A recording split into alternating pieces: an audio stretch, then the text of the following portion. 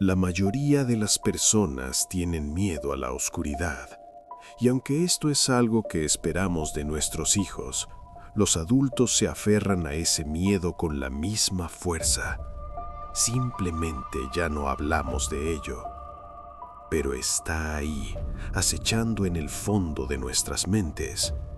La ciencia lo llama nictofobia, el miedo a la oscuridad. Desde el alba de la humanidad, nuestros ancestros han mirado fijamente a la negrura de las cuevas, túneles y sótanos con una sensación de podredumbre y pánico en los estómagos. H.P. Lovecraft, el patriarca del género del terror, publicó un ensayo en 1927 titulado Horror sobrenatural en la literatura, y comienza con esta declaración profundamente simple. La emoción más antigua y fuerte de la humanidad es el miedo, y el tipo más antiguo y fuerte de miedo es el miedo a lo desconocido. Las personas temen lo desconocido, el qué pasaría si y las cosas que no pueden ver. Los humanos tenemos miedo a la oscuridad. Tenemos miedo a que nuestra fragilidad y debilidad puedan quedar al descubierto en la presencia de lo que sea que acecha en las sombras. Tememos abrir lugares que deberían permanecer cerrados. Tememos lo que no podemos ver. Y a veces, con buena razón. Hoy vamos a descender a las profundidades de la Tierra. Vamos a explorar uno de los túneles más mortales y embrujados de Estados Unidos. Un lugar donde más de 200 hombres perdieron sus vidas. Un lugar donde los muertos, dicen, nunca encontraron descanso. Un lugar conocido como el Pozo Sangriento. Prepárate para una historia de tragedia, terror y los espíritus que aún caminan en la eterna oscuridad de un túnel maldito. La cordillera de Berkshire, en el oeste de Massachusetts, se encuentra en la esquina superior izquierda del estado. No son las montañas rocosas ni remotamente, pero en 1851 esas selillas estaban en el camino de alguien.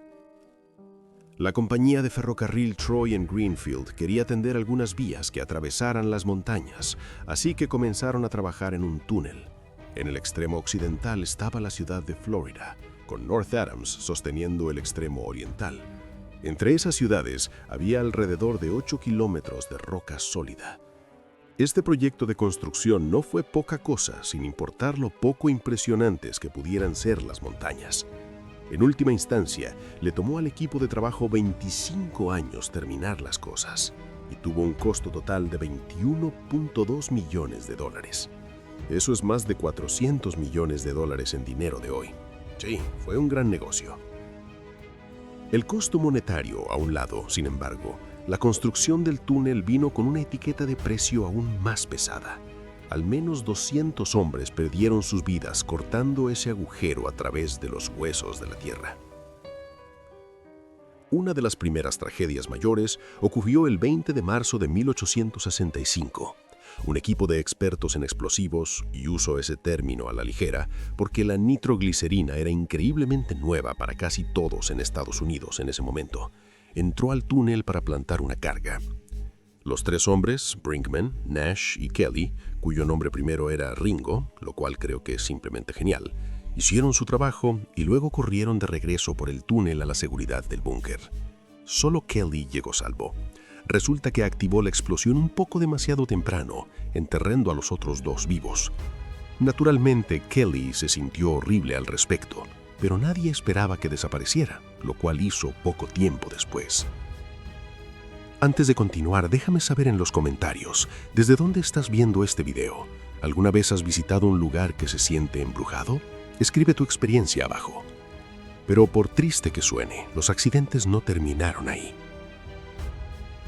Construir un túnel ferroviario a través de una montaña es complejo, y una de las características que tienen la mayoría de los túneles es un pozo de ventilación. El tráfico constante de trenes a carbón podría resultar en mucho humo y gases, por lo que los ingenieros pensaron que sería una buena idea tener un pozo de ventilación que se extendiera a la superficie arriba y permitiera que los gases y el agua subterránea fueran bombeados hacia afuera. El pozo sería de aproximadamente 9 metros de diámetro y eventualmente se extendería más de 300 metros hacia abajo y se conectaría con el túnel del tren debajo. Para octubre de 1867, solo tenía 150 metros de profundidad. Esencialmente era un agujero realmente profundo en el suelo. Para acabar este agujero, construyeron un pequeño edificio en la parte superior que se usaba para subir y bajar un polipasto para sacar el escombro y así como un sistema de bombas para eliminar el agua subterránea. Luego, bajaron a una docena o más de locos mineros de Cornualles, no los niños menores, el otro tipo de mineros, al agujero y los pusieron a trabajar. ¿Ves a dónde va esto, verdad? Por favor, dime que ves a dónde va esto. El 17 de octubre, una linterna con fugas llenó la casa del polipasto con nafta, un gas natural explosivo, y el lugar explotó por los aires. Como resultado, las cosas comenzaron a caer por el pozo. ¿Qué cosas? Bueno, para empezar, 300 brocas de perforación recién afiladas, luego el mecanismo del polipasto en sí, y finalmente los restos ardientes del edificio. Todo cayó 5 pisos por el túnel y sobre los 13 hombres que trabajaban en el fondo. Y como la bomba de agua fue destruida en la explosión, el pozo también comenzó a inundarse. Los trabajadores en la superficie intentaron llegar a los hombres en el fondo, pero fallaron. Un hombre fue bajado al pozo en una canasta, pero fue sacado cuando los gases se volvieron insoportables. Logró jadear las palabras «sin esperanza» a los trabajadores a su alrededor antes de caer en la inconsciencia. Al final se rindieron, lo llamaron una pérdida y cubrieron el pozo. Pero en las semanas que siguieron, los trabajadores en la mina frecuentemente reportaron escuchar voces angustiosas de hombres gritando de dolor. Dijeron que vieron a mineros perdidos cargando picos y zapadas solo para verlos desaparecer momentos después. Incluso las personas en el pueblo cercano contaron historias de formas extrañas y gritos amortiguados cerca del pozo cubierto. Personas altamente educadas al visitar el sitio de construcción registraron experiencias similares. Glenn Rowan, corresponsal del periódico local, escribió que las apariciones fantasmales aparecían brevemente, luego desvanecían, sin dejar huellas en la nieve, sin dar respuestas al llamado del minero. Voces, luces, visiones y formas extrañas en la oscuridad. Todos los tipos de experiencias que tememos que nos sucedan cuando entramos en un dormitorio o vestíbulos oscuros. Un año completo después del accidente, reabrieron el pozo y drenaron los 150 metros de agua. Querían volver al trabajo, pero cuando lo hicieron descubrieron algo horrible. Cuerpos y una rata. Aparentemente, algunos de los hombres sobrevivieron a las brocas de perforación y los escombros que cayeron el tiempo suficiente para hacerse una ralta. Nadie sabe cuánto tiempo permanecieron vivos, pero es claro que todos murieron, porque habían sido abandonados en un agujero inundado en el suelo. Después de eso, los trabajadores comenzaron a llamar al túnel por otro nombre: el Pozo Sangriento. Pegajoso, ¿no? Pero las tragedias y los fenómenos extraños estaban lejos de terminar. Unos 4 años después de la explosión de gas, 2 hombres visitaron el túnel. Uno era James McKinstry, el superintendente de operaciones de perforación, y el otro era el doctor Clifford Owens. Mientras estaban en el túnel, los 2 hombres, ambos educados y respetados entre sus compañeros, tuvieron un encuentro que fue más allá de lo inusual. Owens escribió: en la noche del 25 de junio de 1872, James McKinstry y yo entramos en la gran excavación, precisamente a las 11:30 de la noche. Habíamos viajado aproximadamente 3 kilómetros completos dentro del pozo hasta que finalmente nos detuvimos para descansar. Excepto por la tenue luz humeante proyectada por nuestras lámparas, el lugar era tan frío y oscuro como una tumba. James y yo estábamos allí hablando por 1 minuto o 2 y íbamos a regresar cuando de repente escuché un sonido extraño y lúgubre. Era como si alguien o algo estuviera sufriendo un gran dolor. Lo siguiente que vi fue una luz tenue que venía por el túnel desde una dirección occidental. Al principio creí que probablemente era un trabajador con una linterna. Sin embargo, a medida que la luz se acercaba, tomó un extraño color azul y pareció cambiar de forma casi a la forma de un ser humano sin cabeza. La luz parecía estar flotando aproximadamente medio metro por encima del piso del túnel. En el siguiente instante, se sintió como si la temperatura hubiera caído repentinamente y un escalofrío frío y helado recorrió mi columna.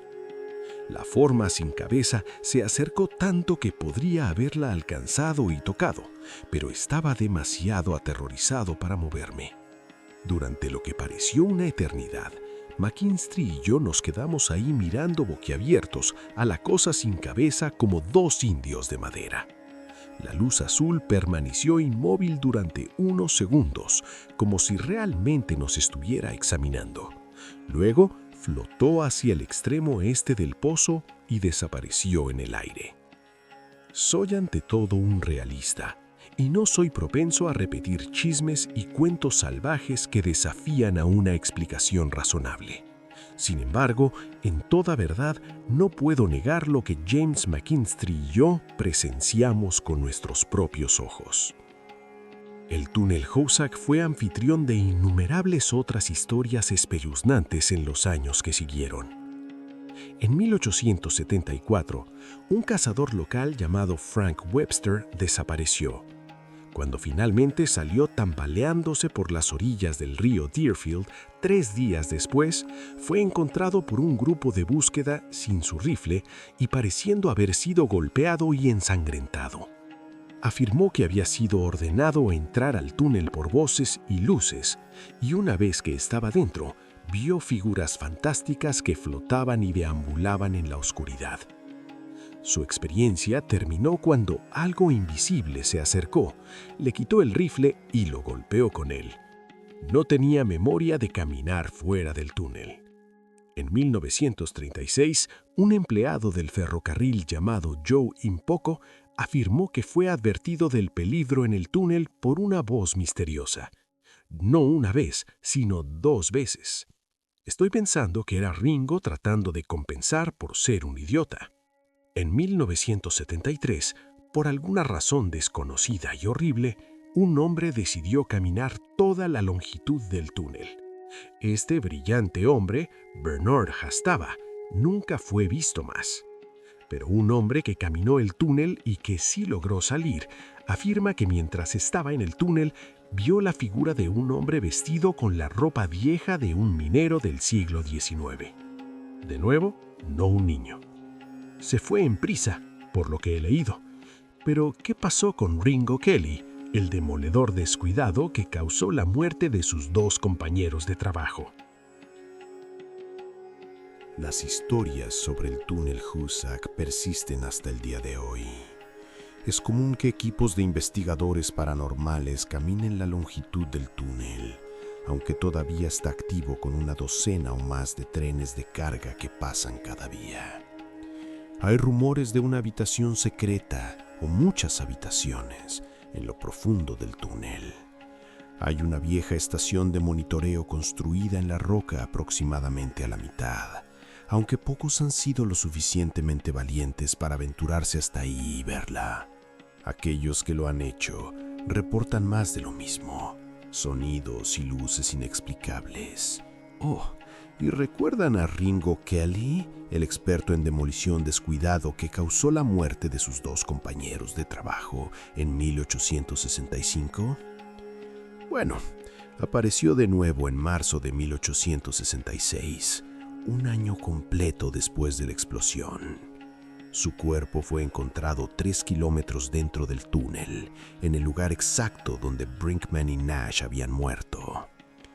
Había sido estrangulado hasta la muerte.